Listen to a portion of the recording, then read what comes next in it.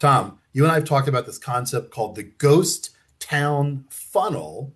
My question for you, why do prospects go completely dark after a perfect demo? Why do deals stall in the sales funnel?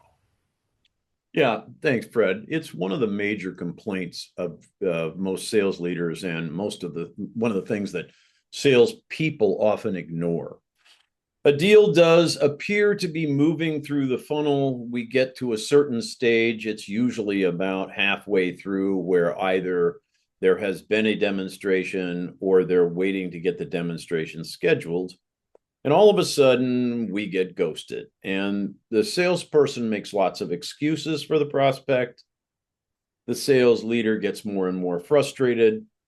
And the sales funnel backs up with all kinds of nonsense. There are several different causes of the problem, which are easily avoided if the salesperson understands best practice. The salesperson understands what science has told us about buyers making a complex decision. And two really stand out in the answer to this question. One, the problem really is at the very front end of when the sales cycle starts. Sellers fail to uncover, and this is the important point, the changes that have negatively impacted their status quo, meaning the buyer's status quo. What are the changes that has caused the buyer to begin to view their current solution as non-optimal, their current solution as perhaps frustrating, getting a little long in the tooth, no longer meeting the current challenges? We don't uncover that. And as a result, we're not really sure where's a live opportunity and where there isn't. Compounding that problem is the fact that sellers often remain single-threaded. What could be more fun than talking to somebody who's engaging and excited to talk to you, or interested in your solution, or always answers your phone call and your emails? What could be better than that?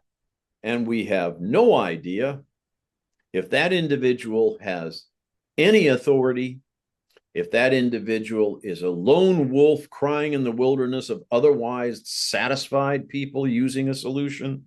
We have nothing. We just have an interesting new friend.